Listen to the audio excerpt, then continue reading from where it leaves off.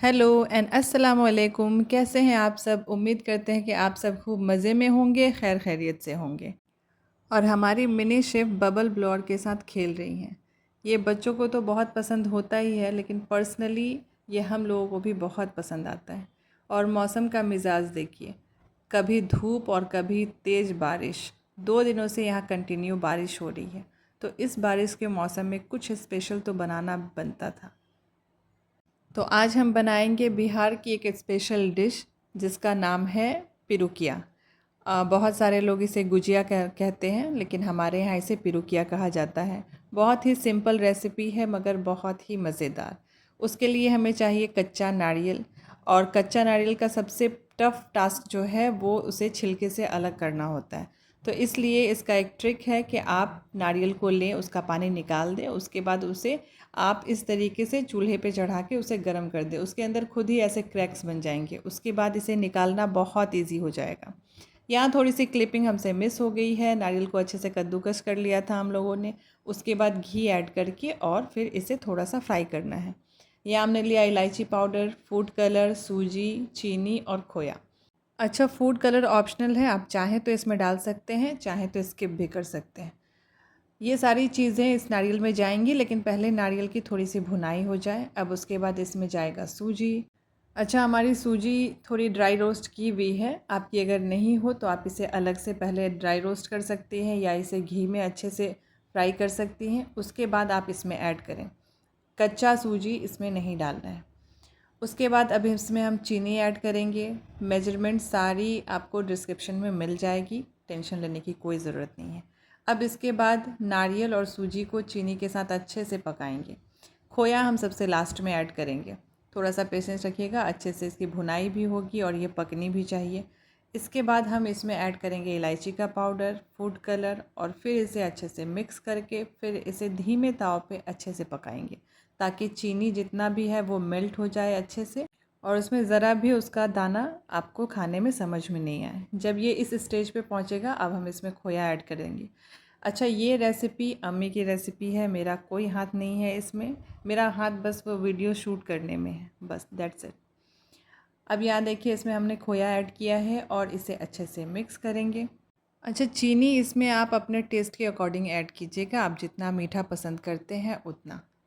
अच्छा, ये मेरी अम्मी की रेसिपी है, तो ज़ाहिर सी बात है ये बहुत टेस्टी बनेगी ही बनेगी, कोई डाउट नहीं है। कोई ये फैंसी चीज़ नहीं है, इसमें कोई बेकिंग नहीं है। पहले मिठाइयाँ किसी को देने के लिए ऐसे ही बनती थी, जिसको संदेश कहा जाता है। अब यहाँ एक बॉल लेंगे, इसमें हम डालेंगे मैदा, और मैदे के साथ इसमें ऐड होगा मंगरेल, जिसे बहुत सारे लोग कलौंजी भी कहते हैं। इसे अच्छे से आप हथेली पे इस तरीके से मसल के उसके बाद इसमें ऐड कीजिएगा। इसके बाद हम इसमें ऐड करेंगे नमक। उसके बाद इसमें जाएगा थोड़ा बेकिंग पाउडर, थोड़ा बेकिंग सोडा, घी, और इसे बहुत अच्छे से आपको दोनों हाथों से मसलना है, इतने अच्छे से कि जो भी घी हमने उसमें ऐड किया है वो मैदे में अच्छे से कोट हो जाए, हर तरफ कहीं कोई लम्स ना रहे। जब ये अच्छे से मुट्ठी बंधाने के लायक हो जाए तो समझ लीजिए अब इसमें और घी की ज़रूरत नहीं है, आपकी पिरुकिया बहुत अच्छी बनेगी। अच्छा, नारियल के मिक्सचर में आप चाहें तो नट्स जो मर्ज़ी ऐड कर सकते हैं, आपके ऊपर है, या उसमें और कुछ आप एक्स्ट्रा ऐड करना चाहते हैं तो वो ऐड कर सकते हैं, मगर हमारे यहाँ बिल्कुल इसी तरीके से बनती है। आप चाहें तो इसमें सूखा नारियल, गरी जिसको कहते हैं, वो भी यूज़ कर सकती हैं। डेसिकेटेड कोकोनट जो होता है वो भी यूज़ कर सकती हैं, मगर उनमें वो टेस्ट नहीं आएगा जो कच्चे नारियल का टेस्ट होता है। इसीलिए कोशिश करें कि कच्चा नारियल ही लें। अब देखिए, इसको अच्छे से मसलने के बाद हमें इसे नीम गर्म पानी से अच्छे से गूंद लेना है, और ये अम्मी के हाथ है, इस बार तो टेस्टी बननी ही बननी है। और ये है हमारा मुसलमानी दस्तरखान, जो एक ज़माने से चला आ रहा है और अभी भी ये इतना कन्वीनियंट है यूज़ करने में। इस चीज़ को हम लोगों ने रिप्लेस कर दिया है प्लास्टिक के दस्तरखान से, मगर यकीन मानिए इसे इस्तेमाल करना बहुत ही अच्छा भी लगता है और आसान भी है। अब देखिए, मैदे को अच्छे से गूंदने के बाद इसे बेलना स्टार्ट करना है, और मोटाई आपने देख ली है कितनी रखनी है। उसके बाद ग्लास से या किसी कटर से या किसी छोटे प्याले से आपको काट लेना है, इस तरीके से छोटा छोटा गोल गोल। और काट लेने के बाद इसके एजेस पे हम क्या करेंगे, थोड़ा पानी लगाएंगे। उसके बाद मिक्सचर को बीच में डालेंगे, फिर उसे अच्छे से हम प्रेस करके उसका साइड लॉक कर देंगे। अच्छा, इसे कभी भी आप ओवर फिल ना करें, क्योंकि अगर आप इसमें फिलिंग ज़्यादा भर देंगे तो इसके साइड्स लॉक नहीं होंगे और इसके अंदर तेल चला जाएगा फ्राई करते वक्त। इसलिए बहुत एहतियात से इसकी फिलिंग इसके अंदर डालेंगे हम और इसे अच्छे से साइड से प्रेस करके लॉक कर देंगे ताकि कहीं से इसमें ऑयल अंदर जाने का कोई रास्ता ना बचे। उसके बाद आती है इसकी डिज़ाइनिंग की बारी। ये एक बहुत ही टफ़ टास्क भी है और अच्छा भी है, क्रिएटिविटी भी आपकी दिखती है। इस तरीके से थोड़ा सा खींच के और बस उसके ऊपर प्रेस करते जाना है और एक बहुत अच्छा सा डिज़ाइन बन जाएगा। अच्छा, इसका कटर भी आता है, आप चाहें तो वो यूज़ कर लें, वो टाइम सेविंग है। मगर अपने हाथ की बात ही अलग होती है, इसीलिए कोशिश करें कि डिज़ाइन अपने हाथ से भी बनाएं, बहुत अच्छा लगता है। और ये देखिए कितनी आसानी से इसके ऊपर ये डिज़ाइन बन गई। इसी तरीके से हम सारे पिरुकिए को भर लेंगे और ऐसा डिज़ाइन बना लेंगे। बस इसी तरीके से हम सारे पिरुकियों को भर लेंगे और इसके ऊपर अपने हाथों से अपनी कलाकारी बिखेरते चले जाएंगे। और गर्मी बहुत ज़्यादा थी, इसीलिए हम लोग बेडरूम में आके ये काम कर रहे थे एसी ऑन करके, क्योंकि इतनी गर्मी थी कि इतने देर तक कोई किचन में खड़ा नहीं रह पाता। हम लोगों से थोड़ा बर्दाश्त हो भी जाता है, मगर अम्मी बहुत परेशान हो जाती हैं, इसलिए हम लोग इसे आराम से रूम में बैठ के ये काम कर रहे थे। और बस इसी तरीके से एक एक करके हम सारी चीज़ों को फिल करते जाएंगे और उस पर डिज़ाइन बनाते चले जाएंगे। अब इसमें एक बहुत ही इंटरेस्टिंग पार्ट है। अब यहाँ बनाने जाएंगी हमारी मिनी शेफ़। वो भी कुछ कम नहीं है, उनका नाम ऐसे ही मिनी शेफ़ नहीं पड़ा है। वो भी भर रही थी और कमाल का भर रही थी। हम लोगों ने एक्सपेक्ट नहीं किया था कि वो इतने अच्छे से फिल करेगी। और यहाँ देखिए, इनको कुछ सिखाना नहीं पड़ता है, ये खुद ही देख के और सीख लेती हैं। आप इनके परफेक्शन को चेक कीजिएगा, इनके मुकाबले में यहाँ कोई नहीं है।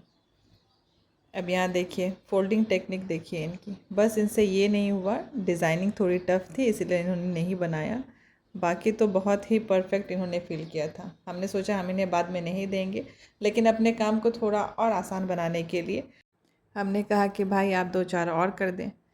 एक और चीज़, अगर आप कभी भी कोई काम कर रहे हैं उसमें बच्चों को एंगेज ज़रूर कीजिए, इससे वो सीखते बहुत कुछ हैं। अब यहाँ देखिए ऑयल का टेम्परेचर इतना होना चाहिए कि बस थोड़े से बबल आएँ, बहुत ओवर हीट नहीं होना चाहिए ये। और बस इसमें एक बार में जितना आ सके उतना ही पिरुकिया डालना है और इसे लो टू मीडियम हीट पे अच्छे से फ्राई करना है। बहुत ज़्यादा ब्राउन नहीं करना है, अगर बहुत ओवर हीट रहेगा आपका ऑयल तो इसके ऊपर बबल्स बन जाएंगे, उसके ऊपर की लेयर के ऊपर, जो सही नहीं लगता है। आप इसे आराम से लो टू मीडियम हीट पे अच्छे से फ्राई करें और बहुत ज़्यादा टाइम भी नहीं लगता। देखिए बिल्कुल इस तरीके से, बहुत ज़्यादा ब्राउन नहीं करना है। और बस इसी तरीके से हम सारे पिरुकियों को अच्छे से फ्राई करते जाएंगे। देखिए बरसात के मौसम में पिरुकिया बना के खाना बहुत ज़रूरी है, जैसे पकौड़ा ज़रूरी है वैसे पिरुकिया भी ज़रूरी है। और ये थोड़ा सा मेहनत वाला काम है, तो अच्छे से घर के सारे मेंबर्स को इंक्लूड कर लीजिए और सबसे थोड़ा थोड़ा पार्टिसिपेशन की उम्मीद कीजिए और सबको कुछ कुछ काम बांट दीजिए और इस तरीके से आपका काम आसान भी हो जाएगा, सबको पसंद भी आएगा, अकेले आप नहीं थकेंगी। अब करते हैं इसकी प्लेटिंग। एक प्लेट में हम इसे अच्छे से डिश आउट करेंगे, इसके ऊपर से थोड़े से चॉप नट्स ऐड करेंगे और केसर के धागे।